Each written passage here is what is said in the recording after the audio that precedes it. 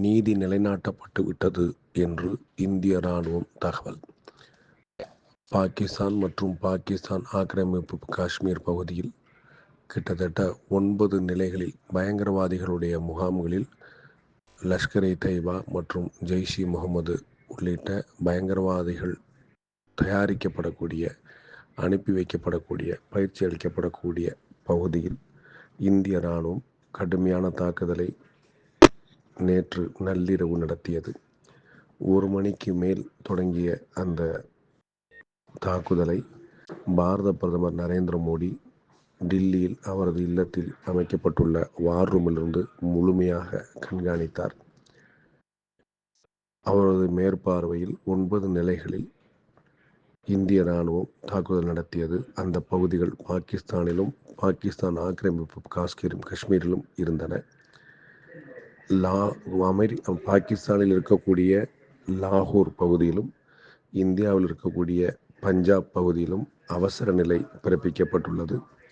ஏற்கனவே 10-11 நாட்களுக்கு மேலாக பாகிஸ்தான் ராணுவம் தொடர்ந்து அத்துமீறி தாக்குதல் நடத்தி வரக்கூடிய நிலைமையில் இந்திய ராணுவம் இன்று மேற்கொண்டிருந்த அதிரடி தாக்குதல் பாகிஸ்தானுடைய நிலைகளில் குறிவைத்து தாக்கப்பட்டிருக்கிறது.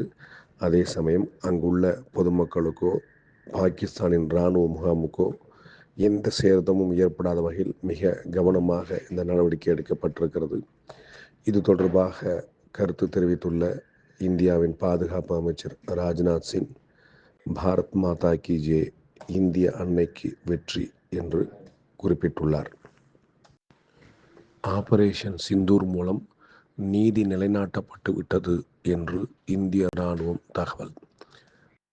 பாகிஸ்தான் மற்றும் பாகிஸ்தான் ஆக்கிரமிப்பு காஷ்மீர் பகுதியில் கிட்டத்தட்ட 9 நிலைகளில் பயங்கரவாதிகளுடைய முகாம்களில் லஷ்கர்-இ-தொய்பா மற்றும் ஜெய்ஷ்-இ-முகமது உள்ளிட்ட பயங்கரவாதிகள் தயாரிக்கப்படக்கூடிய, அனுப்பி வைக்கப்படக்கூடிய, பயிற்சி அளிக்கப்படக்கூடிய பகுதியில் இந்திய ராணுவம் கடுமையான தாக்குதலை நேற்று நள்ளிரவு நடத்தியது.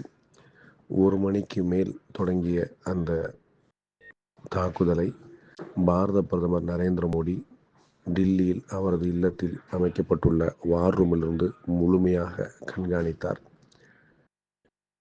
அவரது மேற்பார்வையில் 9 நிலைகளில் இந்திய ராணுவம் தாக்குதல் நடத்தியது. அந்த பகுதிகள் பாகிஸ்தானிலும் பாகிஸ்தான் ஆக்கிரமிப்பு காஷ்மீரிலும் இருந்தன.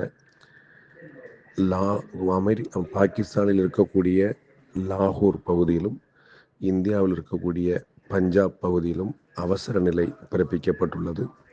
ஏற்கனவே 10-11 நாட்களுக்கு மேலாக பாகிஸ்தான் ராணுவம் தொடர்ந்து அத்துமீறி தாக்குதல் நடத்தி வரக்கூடிய நிலைமையில் இந்திய ராணுவம் இன்று மேற்கொண்டிருந்த அதிரடி தாக்குதல் பாகிஸ்தானுடைய நிலைகளில் குறிவைத்து தாக்கப்பட்டிருக்கிறது.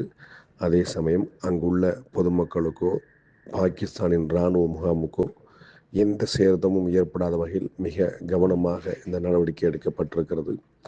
இது தொடர்பாக கருத்து தெரிவித்துள்ள இந்தியாவின் பாதுகாப்பு அமைச்சர் ராஜ்நாத் சிங், பாரத் மாதா கி ஜெய், இந்திய அன்னைக்கு வெற்றி என்று குறிப்பிட்டுள்ளார். ஆபரேஷன் சிந்தூர் மூலம் நீதி நிலைநாட்டப்பட்டு விட்டது என்று இந்திய ராணுவம் தகவல். பாகிஸ்தான் மற்றும் பாகிஸ்தான் ஆக்கிரமிப்பு காஷ்மீர் பகுதியில் கிட்டத்தட்ட 9 நிலைகளில் பயங்கரவாதிகளுடைய முகாம்களில் லஷ்கர்-இ-தொய்பா மற்றும் ஜெய்ஷ்-இ-முகமது உள்ளிட்ட பயங்கரவாதிகள்